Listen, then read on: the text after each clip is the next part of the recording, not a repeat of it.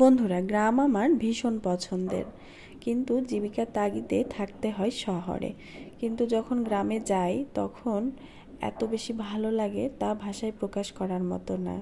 দেখতে পাচ্ছ, গ্রামের আনাচে কানাচে যদি একটু মানে ফাঁকা জায়গা থাকে তো সেখানে কিন্তু কেউ ফেলে রাখে না। দেখো কেমন বেগুন গাছটা এখানে লাগানো, আর তার মধ্যে দিব্যি বেগুনও ধরে আছে। আমরা এই গাছটাকে শহরে যত সুন্দর করে টবের মধ্যে যত্ন করে লাগিয়ে রাখি, সেই তুলনায় এখানে দেখো কিভাবে গাছটা হয়েছে, আর সেখানেই কিন্তু বেগুনটাও ধরে আছে। এই যে দেখতে পাচ্ছ, এখানে একটা পেঁপে গাছ, আর তাতে কিন্তু বেশ দিব্যি পেঁপেও ধরে আছে। তো আমার তো এগুলো আসলে ভীষণ পছন্দ হয়। আর বাড়িতে গেলে, মানে বাবার বাড়িতে গেলে আমি সাধারণত এরকম বাহিরে একটু ঘুরতে বেশি পছন্দ করি। দেখতে পাচ্ছ এখানে একটা নয়নতারা গাছ, কত সুন্দর ফুল ফুটে আছে।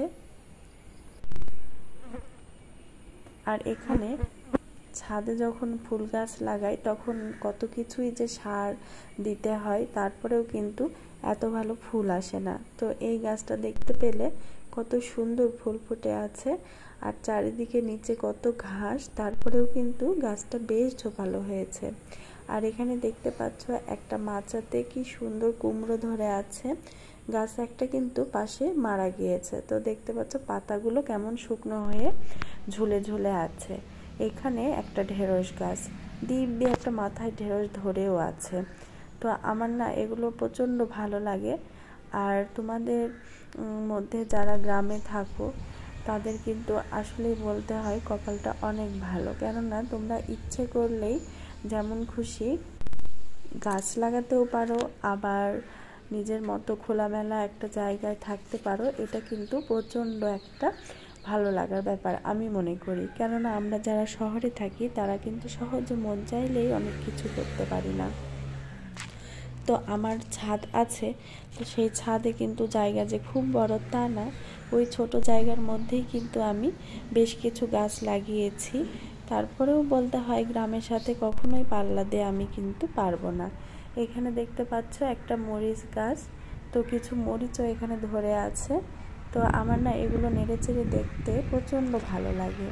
সেই যে কবে গ্রাম ছেড়ে এসেছি, তারপর যখনই গ্রামে যাই তখনই কেমন যেন মনটা উতলা হয়ে যায়, মনে হয় গ্রামেই একটা ছোট্ট বাড়ি করে থেকে যায় না কেন। কিন্তু আসলে তো সবসময় সব কিছু সম্ভব হয় না, যদি সম্ভব হতো তাহলে আমি গ্রামেই থেকে যেতাম। দেখতে পাচ্ছি এখানে আরও বেশ কিছু ঢেঁড়সের গাছ, তো এগুলো কিন্তু সবই মোটামুটি এলোমেলোভাবেই হয়ে আছে, আর সেগুলোতে দু একটা করে ফল সবজি ধরেও আছে। তো এই তো হলো অবস্থা।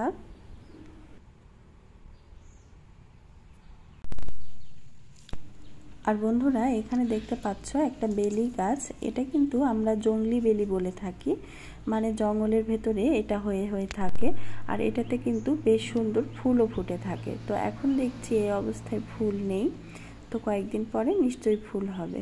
আর দেখো ছোট ছোট পেঁপে গাছে কত সুন্দর পেঁপে ধরে আছে। আর জঙ্গলের ভেতর দেখতে পাচ্ছি অনেক সুন্দর লতানো টাইপের কিছু গাছ। আমার কাছে কেন যেন মনে হলো এগুলো ইনডোর প্ল্যান্ট হতে পারে, যেহেতু ছায়ার মধ্যে সুন্দর হয়ে আছে। হয়তো দেখা যাচ্ছে মানি প্ল্যান্টের মতোই কোনো একটা প্রজাতি, আমাদের জানা নেই শোনা নেই তাই। তো এই তো। আর এই যে দেখতে পাচ্ছ এখানে একটা করমচা গাছ, এই করমচা গাছটা আমার মনে পড়ে আমি যখন অনার্সে পড়ি তখন এই গাছটা আমার একটা বান্ধবী আমাকে দিয়েছিল উপহার হিসেবে। তো সেই গাছটাকে আমি নিয়ে গিয়ে এই জমির ভিতর লাগিয়েছিলাম। আর দেখতে পাচ্ছ কি সুন্দর দুটো করমচাও হয়ে আছে। এখানে কিন্তু ভালোই করমচা ধরে, তো এবারই নাকি কম ধরেছে। তো তার মধ্যে থেকে আমি একটাকে ছিঁড়ে নিলাম, আর দেখি খেয়ে কেমন লাগে। তো এটা যখন পেকে যায় তখন কিন্তু লাল হয়ে যায়, আর এটা এখনো পাকেনি, কেমন সবুজ হয়ে আছে। আর করমচাতে কিন্তু অনেক বেশি আঠা হয়। দেখতে পাচ্ছ এখানে একটা হলুদের গাছ, আর হলুদের গাছে কি সুন্দর একটা ফুলও ফুটে আছে। হলুদের ফুল কিন্তু খুব ভালো লাগে আমার দেখতে। তো বন্ধুরা, দেখতে পাচ্ছ এখানে করমচাটা আমি একটা কামড় দিয়েছি আর কেমন আঠা বের হয়েছে। তো এটা পেকে গেলে কিন্তু এরকম আঠা এতটা বেশি বেরোয় না, যেহেতু এটা কাঁচা আছে সে কারণে এরকমটা হলো। আর আমার হাতের নখগুলো দেখতে পাচ্ছ একটু কালো লাগছে, কেননা আমি এখানে আসার পর একটু কালো কেশি মাথায় দিয়েছিলাম, তো সেই থেকেই এই নখগুলো কেমন যেন কালো হয়ে গেছে। তো এই তো হলো তো বন্ধুরা, আমার এই গ্রামীণ ব্লগটা তোমাদের কেমন লাগলো অবশ্যই কমেন্ট করে জানাবে। আর আমার মতো কার কার তোমাদের গ্রাম পছন্দ তা কিন্তু অবশ্যই বলবে। তো বন্ধুরা, আজকের মতো এখানেই বিদায় নিচ্ছি।